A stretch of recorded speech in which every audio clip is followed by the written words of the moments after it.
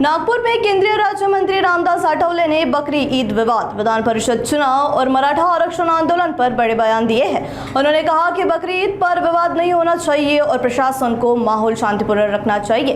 रामदास आठवले ने कहा कि आरपीआई को राज्यपाल कोटे और महामंडलों में हिस्सा भी मिलना चाहिए। वहीं मनोज जरांगे पाटिल के आंदोलन का समर्थन करते हुए उन्होंने मुख्यमंत्री देवेंद्र फडणवीस और जरांगे पाटिल के बीच बैठक कराने की मांग भी की है।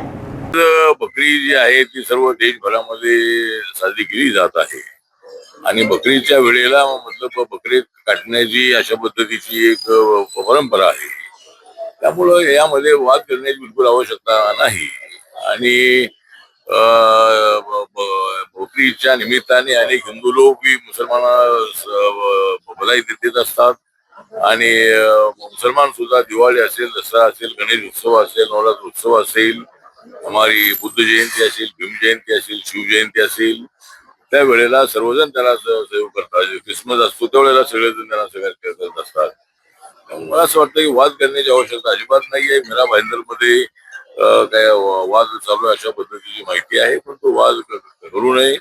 पोलीस प्रशासनाने त्यामध्ये लक्ष घालून तो वाद मिटवावा आणि शांतीने आणि आनंदामध्ये बकरीचा सण साजरा झाला पाहिजे। विधान परिषदेच्या 17 जागांवर निवडणूक होतात, तुम्ही काही जागांची मागणी केलेली आहे का? काय प्राथमिक चर्चा? विधान परिषदेच्या 17 जागा आहेत, त्या नगरपालिका, महानगरपालिका, जिल्हा परिषद, पंचायत समितीचे मेंबर आहेत। ते मेंबर त्यामध्ये मतदान करणार आहेत। आमच्याकडे मेंबर आहेत, आमच्याकडे 40-50 मेंबर आमच्या पक्षाचे निवडून आलेले आहेत, पण ते कुठं कमळावर निवडून आलेले आहेत, कुठं गडावर निवडून आलेले आहेत, कुठं धरून बाणावर निवडून आलेले आहेत। त्यामुळं हे निवडणूक लढणं आमच्यासाठी अडचणीत असल्यामुळं आम्ही काही ही जागा मागितलेली नाही आहे। पण आरपीआयने एक जागा एमएलसीची मागितलेली आहे आणि ते जे 5 जागा आता गव्हर्नमेंटच्या राहिलेल्या आहेत त्या जागांमधून आम्हाला जागा मिळाली पाहिजे।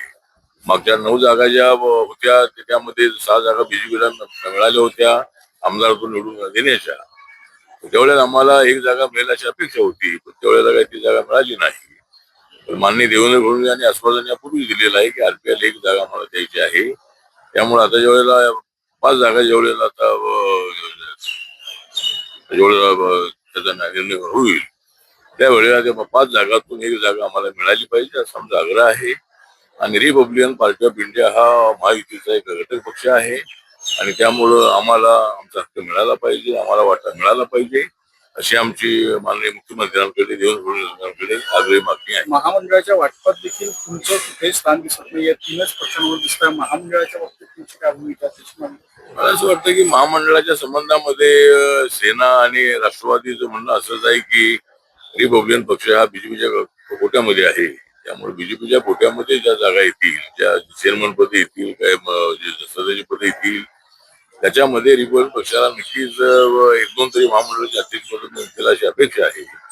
त्यामुळं नक्कीच सध्या तिघांची चर्चा चालू आहे आणि तिघांच्या चर्चेतून ज्या जागा बीजेपीला सुटतील त्याच्यातून आम्हाला 1 किंवा 2 तरी महामंडळाचे अध्यक्षपद मिळतील अशी अपेक्षा आहे आणि 40-50 तरी मेंबर आम्हाला मिळाले तर महाराष्ट्राच्या प्रत्येक जिल्ह्याला एक तरी आम्हाला महामंडळ देता येऊ शकेल। त्यामुळे तशी चर्चा मुख्यमंत्र्यांसोबत झालेली आहे।